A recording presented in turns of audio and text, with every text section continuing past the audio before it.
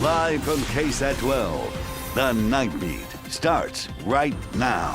3 people are displaced in the city's south side after a fire, and several people are without power now. The night team's John Paul Barajas is live at the scene with more information for us and when people might be able to expect that power to be restored. John Paul.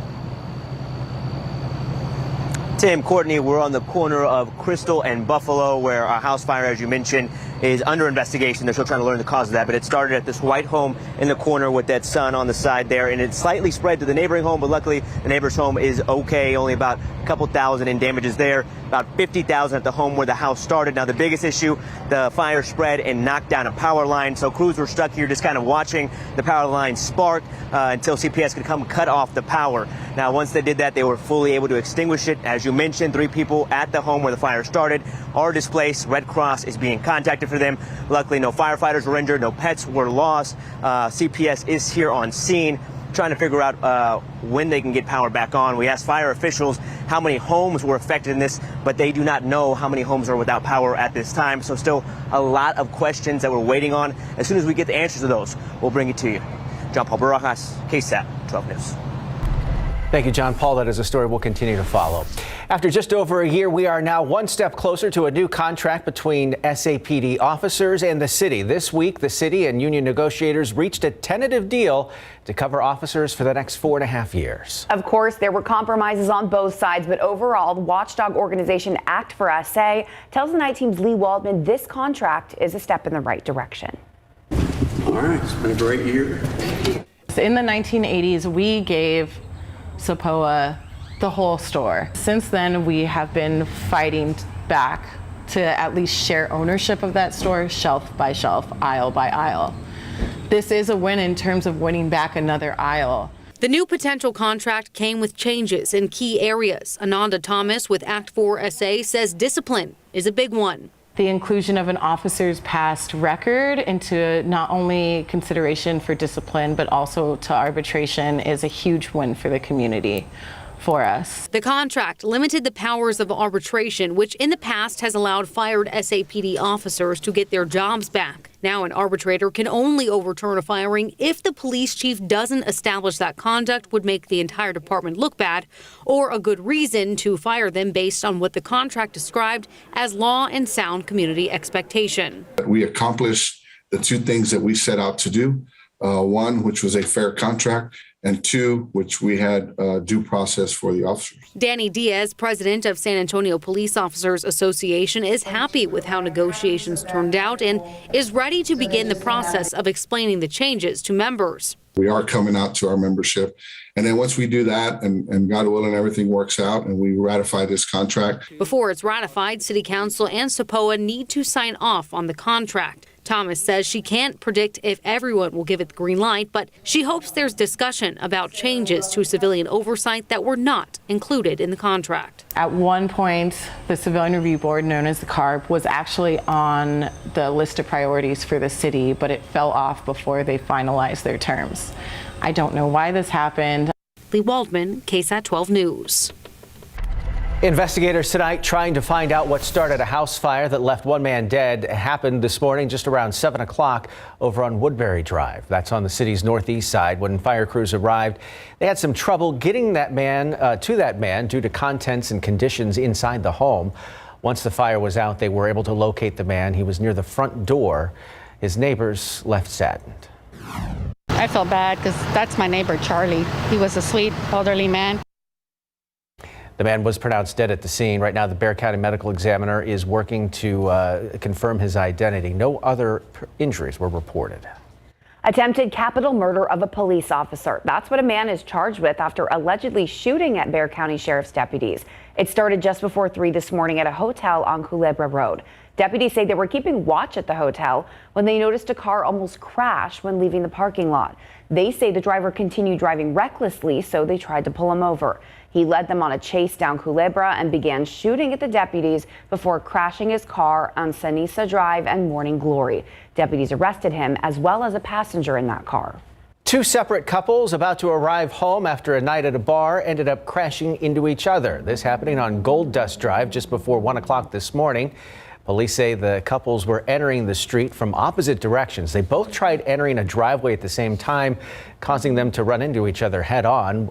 A man on a motorcycle was thrown into the yard. He was taken to University Hospital in critical condition. The female that was on the bike with him ended up with minor injuries. The couple in the car was okay, but the driver was evaluated on suspicion of DWI. Right now, charges are pending. Police are looking for a man believed to have hit and killed another man crossing a West Side street. The man was hit on Culebra Road just before 1 this morning. Police say the 47-year-old man was crossing south to north on a street with a non-designated crosswalk. That's when he was hit by a vehicle that did not stop to render him help. EMS took him to University Hospital. Authorities say he was in bad shape and was pronounced dead almost an hour later. San Antonio police asking for your help to identify a man accused of robbing a smoke shop last week. Take a look. The robbery happening on the city's southeast side at Head Rush Vape and Smoke. That's on South Cross. It happened back on February 27th. Police say a man was looking at a water pipe in that store when he allegedly displayed a stun gun and threatened an employee with it. The man allegedly stole merchandise and then fled the scene. Anyone with information leading to an arrest in this case could earn up to $5,000. Just call that number there on your screen, 210-224-STOP. Police also looking for a pair of robbers accused of stealing from a West Side pawn shop last week. It happens on February 24th on Fredericksburg Road. Police say one of the men held the door open and the other went in and tried to smash the jewelry cases. You can see him right there on your screen. They say he hit the glass multiple times trying to get that jewelry, but was not able to break it. The manager confronted him, but was told to stay back because they had a gun. The men were seen leaving in a dark-colored four-door car. Anyone with information also asked to call 210-224-STOP. And one more police need help on. A teenager wanted by police for allegedly trying to rob a pizza delivery driver at gunpoint. This happened last month on February 7th over on Menlo Boulevard. Take a look at the screen there. You can see the teen. Police say he allegedly approached a delivery driver who was returning to his vehicle after a delivery. He then pulled a handgun out and tried to take off with that delivery guy's car. Authorities say the young teen failed in that attempt and took off. Once again, if you have any information, call 210-224-STOP. The shelling continues in Ukraine as the government there accuses Russia of violating a ceasefire, worsening an already dangerous situation for those civilians who are trying to evacuate. This is Ukraine's president calls for the U.S. to issue tougher sanctions on Russia, as well as a no-fly zone.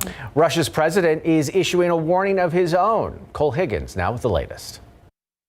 Ukrainian President Volodymyr Zelensky again calling for U.S. assistance in establishing a no-fly zone in his country and harsher sanctions on Russia. What else is needed to make this decision?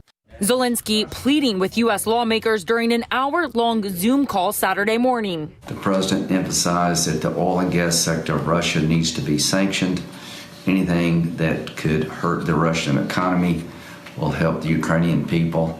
Russian President Vladimir Putin calling the sanctions already introduced on his country, quote, equivalent of a declaration of war. Putin also says he would consider countries imposing a no-fly zone over Ukraine as participating in the conflict. The U.S. and NATO say they still oppose implementing a no-fly zone over Ukraine. The world is united in support of Ukraine and against Russia's aggression. U.S. Secretary of State Antony Blinken pledging financial aid for the growing refugee crisis while visiting a refugee reception center in Poland. More than half of the over 1.3 million refugees fleeing Ukraine have crossed into Poland, according to UN estimates. Civilians trapped in eastern and southern Ukraine unable to escape the fighting. The Ukrainian government accusing Russian forces of violating a ceasefire establishing humanitarian corridors. The Red Cross says the operation is postponed following Russian forces' continued shelling. I'm absolutely sure that the aim of Putin is to destroy Ukraine as a nation. I'm Cole Higgins reporting. All right, outside with a live cam. Hope your weekend got off to a great start today. Today was very similar to yesterday. Tomorrow, very similar to today. So yeah, another warm day in store tomorrow as we wrap up the weekend, but it won't be staying warm. If you've got spring break plans around South Central Texas for next week, you are definitely going to want to see the temperature forecast here in just a bit. First, today's almanac, 65 our morning low. That's a good bit above average for this time of year, as was our afternoon high, 81. That's 10 degrees above our average for this time of year. Sitting at 71 now. The clouds are back. We had a little bit of clearing late this afternoon, early this evening, but it's overcast once again. We're holding on to a decent breeze. East-southeast winds about 10 to 15 miles per hour. By tomorrow morning, clouds will hang around. Temperatures will only drop into the mid to upper 60s, so not much of a cool down at all tonight. And we could have some patchy mist and drizzle to start the day on Sunday. As I mentioned, though, warm again tomorrow. We'll talk about your Sunday afternoon temperatures and the 2 cold fronts in the forecast over the next 7 days coming up in just a little bit. Texas Children's Hospital making a decision to stop gender affirmation treatments, while the trans community says this decision could be catastrophic. And SeaWorld adding the largest attraction of its kind in the world. Our Katie Blake and Sarah Spivey were there to check it out, find out how high the tidal surge really goes.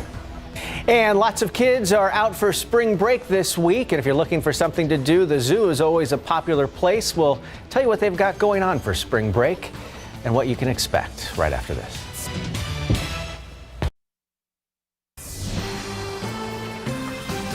Well, spring break is here for some of us. For those lucky enough to get a break, you might want to consider stopping by the San Antonio Zoo. Families can enjoy activities like live music, dance parties, animal-themed food, and animal interactions, like the new Jaguar Walk at the zoo that recently opened back up. Still, zoo staff says there is one animal that always steals the show. Cowboy. You definitely got to come see Cowboy. He's a fan favorite. If you don't know who Cowboy is, he's our rhino mascot. He's out dancing and, getting down with everybody. So definitely, Cowboy is a fan favorite here. And if this is not your spring break week, don't worry, all the events are still happening through March 20th. Rhino must be a new addition. I've been going there for years with my daughter when she was littler. I've never met Cowboy. I feel gypped. You got to go dance with Cowboy. Well, I don't know about that. That's not good for anybody. All right, so it is spring break for some kids next week, Katie, but maybe not so spring-like. Not going to be feeling very springy, with the exception of 1 or 2 days. We have some, I'll just say, cold days, unseasonably cold days on tap next week, thanks to 2 cold fronts. So yes, if you've got plans around South Central Texas next week for spring break, you will want to know what's going on with the weather, that is for sure. High temperatures today, these were very spring-like, even getting close to early summer-esque. It was as hot as 90 in Laredo and 91 in Cotulla. Those were some of the spots south and west of San Antonio that lost the cloud cover first, so they were able to get a bit warmer. 84 the high in Del Rio, 81 here in San Antonio with a bit more cloud cover up in the hill country. High temperatures there limited to the mid 70s. Tomorrow, expect a very similar setup. Those that clear out sooner, which again should be south and west of San Antonio, will get warmer, upper 80s and some low 90s again on the table tomorrow. As we wrap up the weekend, generally south and west of San Antonio. We'll go a few degrees warmer here in town, 83, also 83 in New Braunfels, and some upper 70s very close to 80 in the hill country. So unseasonably warm tomorrow, but please don't let the warmth from this weekend fool you, because changes arrive first thing Monday with the first of 2 cold fronts. Overcast skies linger into Tuesday. That keeps us chilly on Tuesday. We'll start to warm back up Wednesday, Thursday next week. Thursday, more of a springy day for us. And then a second front brings our afternoon highs back into the 50s by Friday. So we're kind of all over the place here over the next week. Currently, mid to upper 60s in the hill country. It's 76 in Cotulla and 71 at the airport. Nice breeze in place today, and it's still a little breezy here or there with winds about 5 to 15 miles per hour. But the south wind is what continues to bring our dew point numbers up. These numbers are up a bit over the past several days. Now more of the area is in the 60s, even upper 60s, so it is feeling a lot more muggy muggy out there. Cloud cover is starting to fill back in tonight, and by early tomorrow morning, skies will be gray, but it's pretty quiet across the state of Texas. Not so quiet up across parts of the Midwest and the Great Lakes. There's a line of severe storms that extends all the way down from Wisconsin through Illinois, approaching the Chicago area and the Great Lakes there. But the really active severe weather today was across portions of Iowa. There was a very large confirmed tornado south of Des Moines here. There's Des Moines under those icons. That was one of several tornadoes reported across Iowa today. Unfortunately, one of those tornadoes was deadly and 6 people were killed, unfortunately, across Iowa today. There is a low pressure system and cold front there responsible for that severe weather. That is not the front that gets here Monday. The low pressure that brings us Monday's front is a bit farther off to the west, and it'll get a bit closer to us tomorrow, but it arrives early on Monday morning. So tomorrow, gray skies to start, little mist, drizzle, even a few spotty showers can't be ruled out. Overall, just another gray start to the day.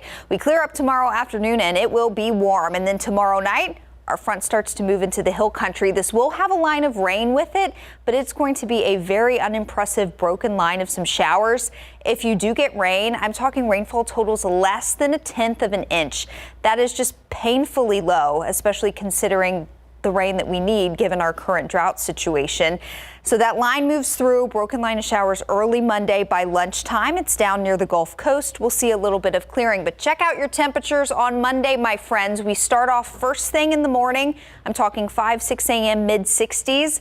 By lunchtime, we're down near 50 degrees. Now temperatures should rebound a bit Monday afternoon, but not by much. So we've got some big changes coming over the next 48 hours or so, especially considering how warm it will be tomorrow with the high in the low 80s. That'll be a drastic change, and the ups and downs continue through the end of next week. Possible late season freeze early next weekend. We'll talk a bit more about that next half hour. Of course, because I put my plants back where they belong. Exactly. Oh, mine were wiped out last freeze. Yeah, I'm just leaving them. Thanks, Katie. All right, Larry, Spurs and Hornets locked in a real back and forth tonight. Yeah, this game saw 34 lead changes and 20 ties. It's a very close game all the way down to the very end. Unfortunately, the Spurs come up short, so Popstone needs one more win to tie Nelly. And in boys high school basketball, Bernie Champion is going to state coming up. Spurs play at the Hornets tonight, where Pop is looking for a regular season win, 1,335 to tie Don Nelson for most regular season wins all time. First quarter, DeJounte Murray feats Keldon Johnson. Euro step for a layup and a 5-2 Spurs lead. Visions of Manu right there. Keldon now for 3, and we are tied at 26 all. He had 17 first quarter points, but the Spurs trailed after one, 31-30.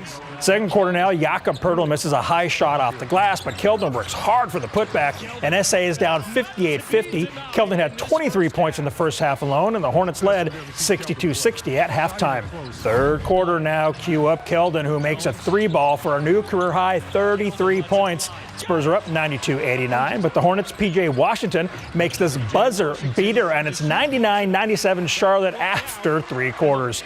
Fourth frame, less than a minute to go. DeJounte Murray creates his own shot, lefty layup, and it's 119-117 Hornets. The Spurs would not score again, and they fall 123-117, and Pop remains 1 win behind Nelly. That's the Spurs' 4th straight loss. So the Silver and Black will tip off a 7-game homestand Monday night at 7:30. First up, the LA Lakers. In boys high school basketball, Veterans Memorial played Bernie Champion for the Class 5A Regional Championship today. Patriots trying the rally late in the third. Zach Rigg hits a triple at the buzzer to cut the lead down to 5. The Chargers only led by 2 with 2 minutes left to play, but Braden Baum helped seal the deal with this driving layup, and the Chargers are heading to state for the 2nd straight season. 51-46 is the final. It feels amazing. I can say amazing, but there's a lot more emotions to it. I know my team knows there's a lot more emotions to it that we can't explain. It's amazing. Our team is amazing. We've done it with everyone. I just love everyone on this team. It's been our dream since the beginning of the year, and we've just worked so hard for it. Nothing but love. The Class 5A state semifinals begin this Thursday night at 7.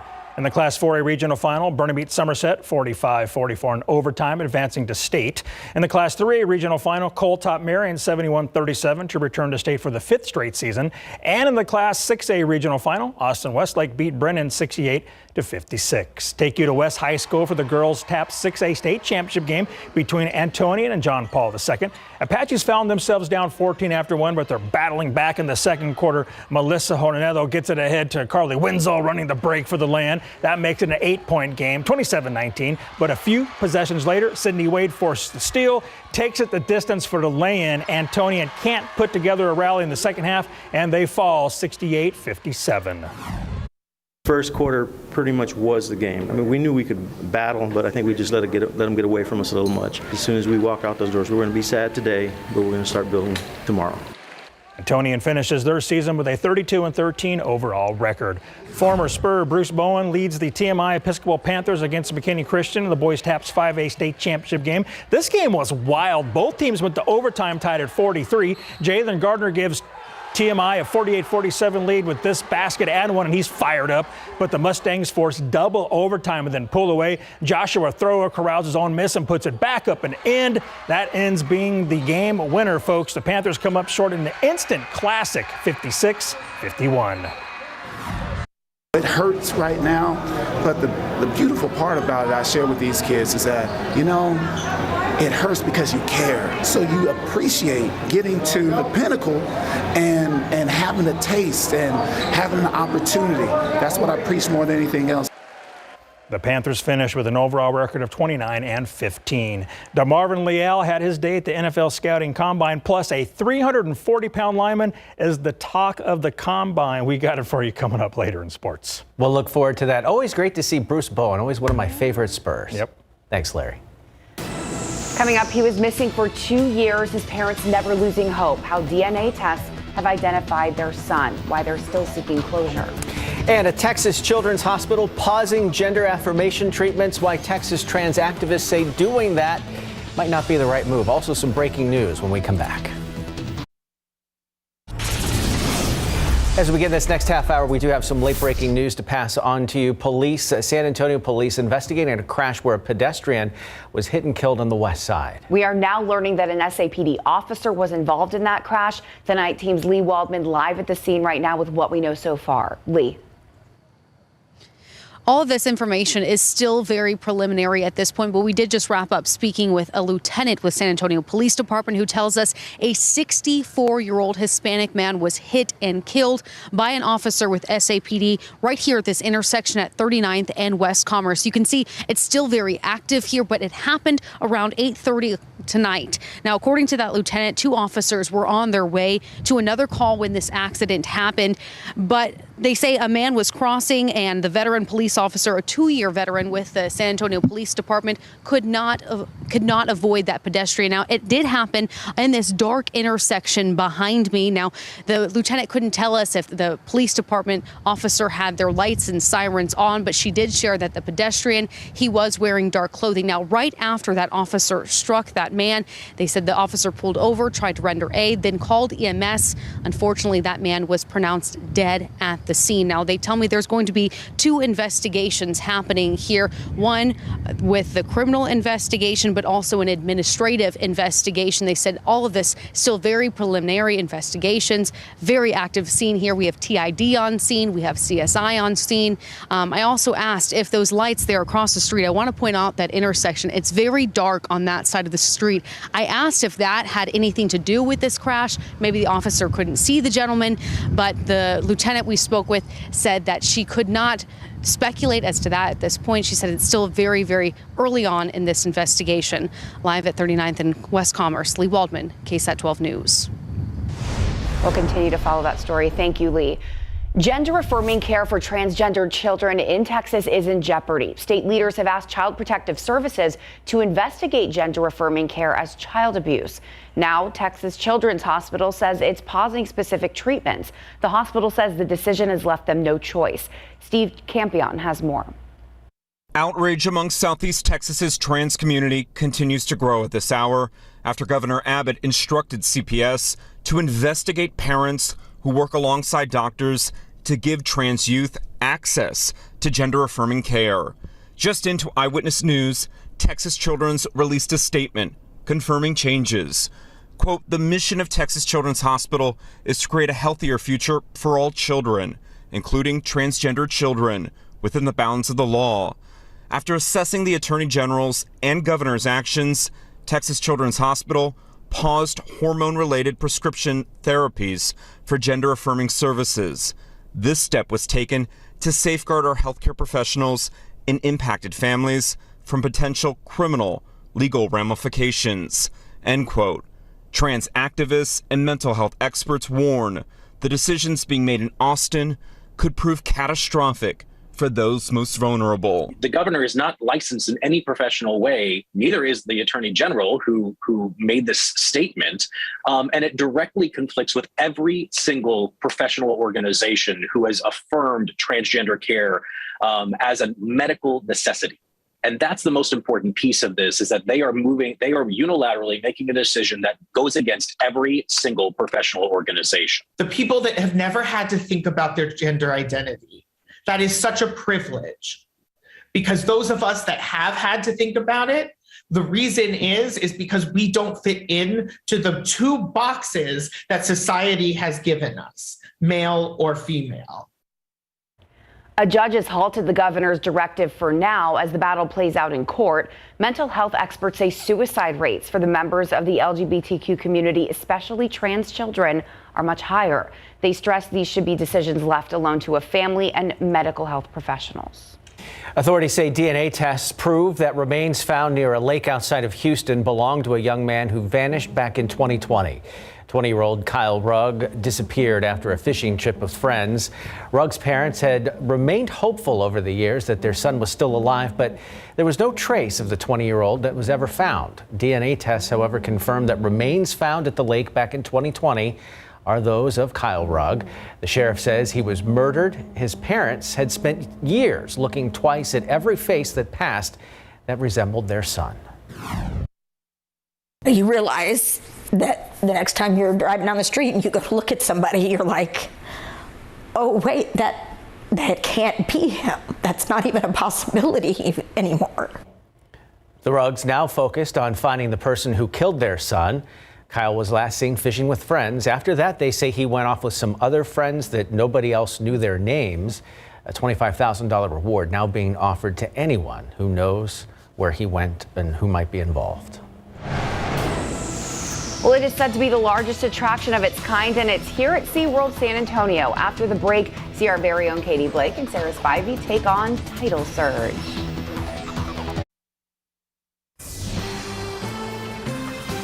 All right, buckle up, Katie, take a deep breath. There's a new ride at SeaWorld. It's called the Tidal Surge, and it's the largest attraction of its kind in the world. I've been waiting for this story all night. Meteorologist Sarah Spivey and Katie Blake were able to check out just how high it really is and if it was the world's tallest and fastest screaming swing. Let's take a look.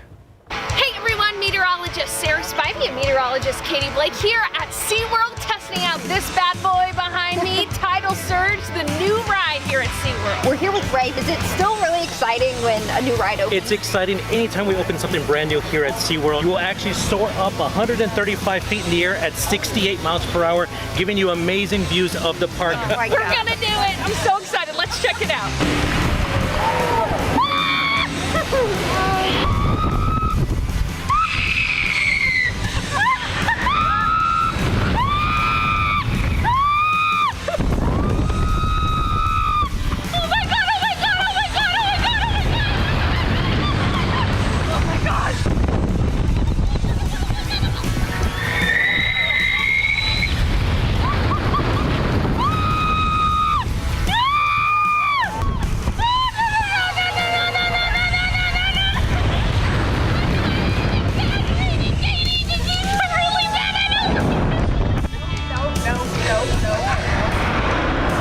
We did that. That was awesome.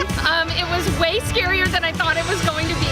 It's exhilarating. It's exhilarating. You got to try it once. For more information on the Tidal Surge in SeaWorld, go to KSAT.com. Woo! Katie's not having it. If you'd like to see Katie and Sarah's full ride, and I definitely do, you have to be a KSAT insider. You can become one by signing up at ksat.com/insider and get exclusive access to that video. Katie, you look like you're having a lot of fun. Ivy definitely enjoyed that more than you did.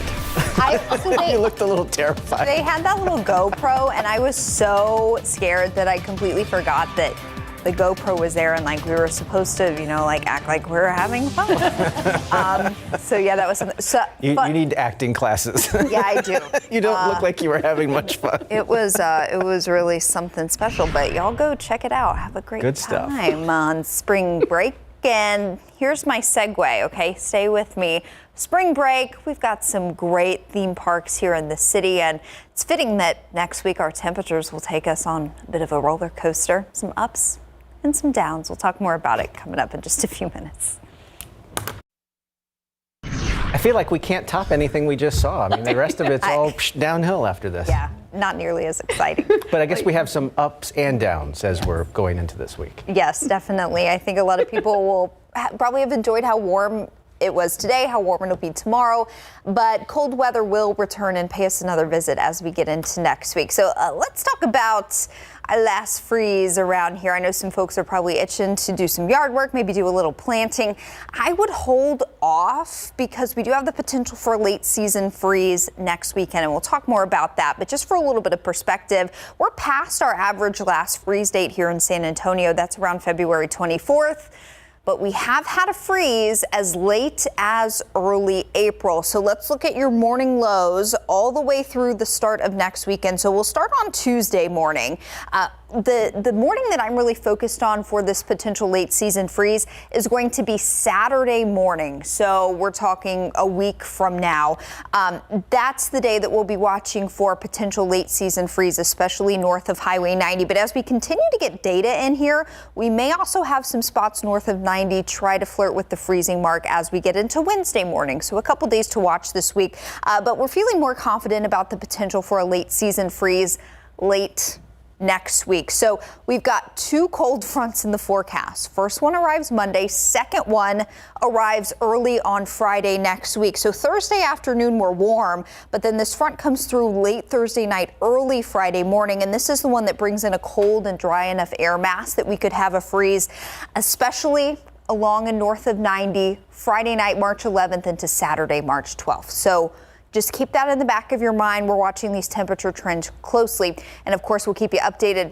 No freeze tonight because we're still sitting at 70 at the airport under cloudy skies. Humidity is high. Southeast winds about 13 miles per hour. So we've got a good breeze, and winds will stay a little breezy overnight. That should keep any really dense fog from developing. But as the low clouds set back in, we could have some mist and drizzle by early tomorrow morning. Just shy of 70 in Hondo, 71 in Uvalde, and we're still in the low to mid 70s south and west of the Alamo City. Dew points are also elevated. These numbers have been steadily climbing over the past couple of days.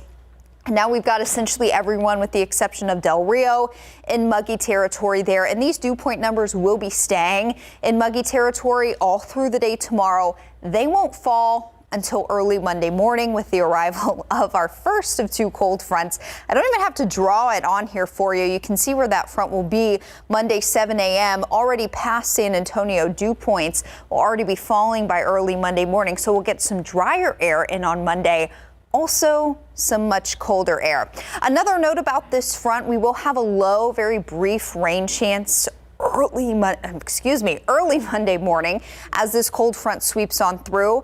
For most places, including the I-35 corridor, New Braunfels, San Antonio, down I-35, this will get through before the sun comes up Monday. So this will be an early morning front. By 6 a.m. it'll be pushing across the coastal bend and down closer to the Gulf of Mexico. So a very brief window in the pre-dawn hours of Monday for a shower or two.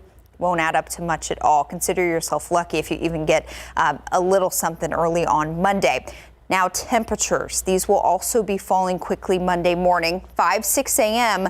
San Antonio, Bexar County, even places like Hondo, Pleasanton, Gonzales, our temperatures will still be in the 60s. But look at the hill country, temperatures already falling before the sun comes up Monday. And we'll likely see our temperatures drop through early afternoon and then rebound a bit through the middle of the day.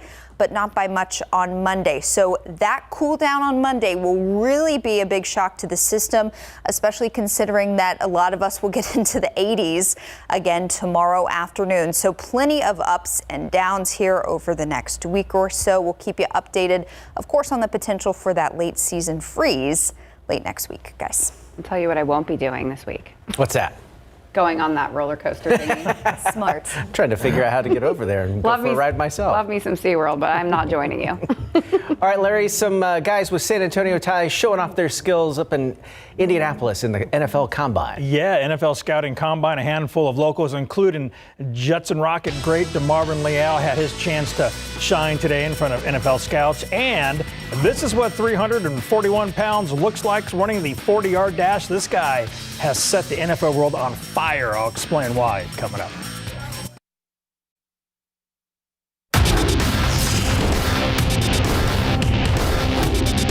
Oh man, you know, we started freshman high school and varsity, and you know, since we came to this next level together, it's just happy I got my boy.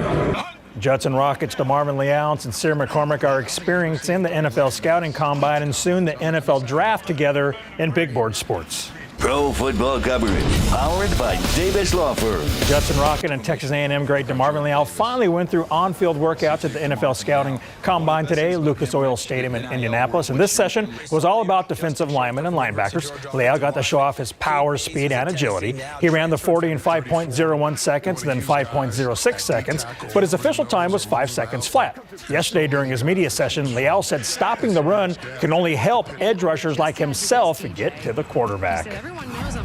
To create, you know, pass rush opportunities.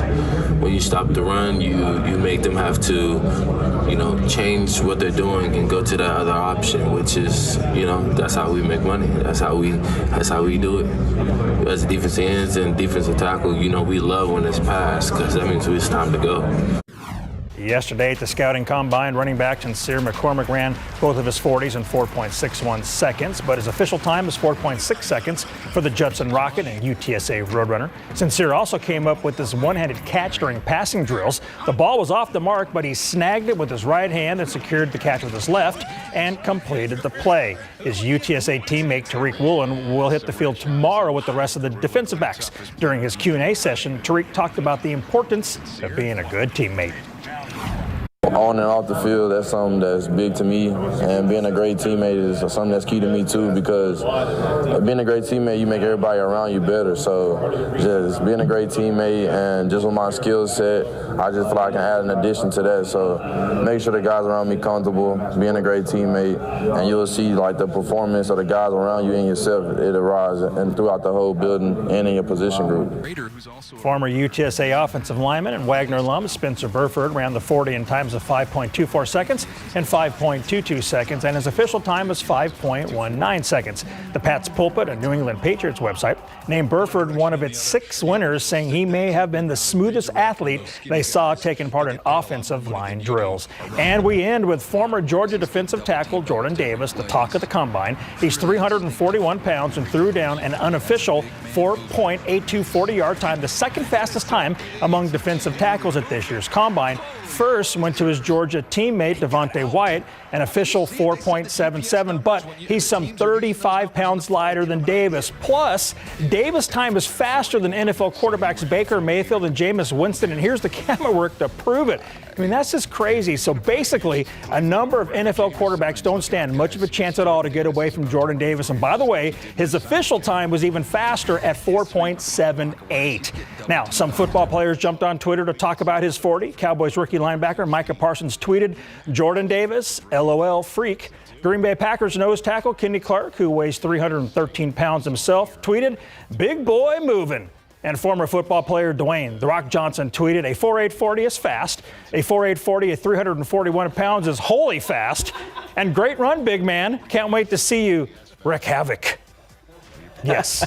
You showed me that earlier today, and I was like, he's so big, he doesn't look like he's moving fast. And he's flying. He is flying. Get out of the way, man. Thank you, Larry. We'll be right back. All right, a last look at our forecast over the next week. There is a bit going on here. The good news is that if you have the KSAT weather app, you can check in on the forecast anytime. so you don't have to memorize everything here on the screen. You can just whip out your phone, open the app, and it's there for you. We'll even send you push alerts. So, as long as that push alert doesn't say anything about below 32, we're in good terms there. That's all of our time. Thanks for watching. We'll see you tomorrow.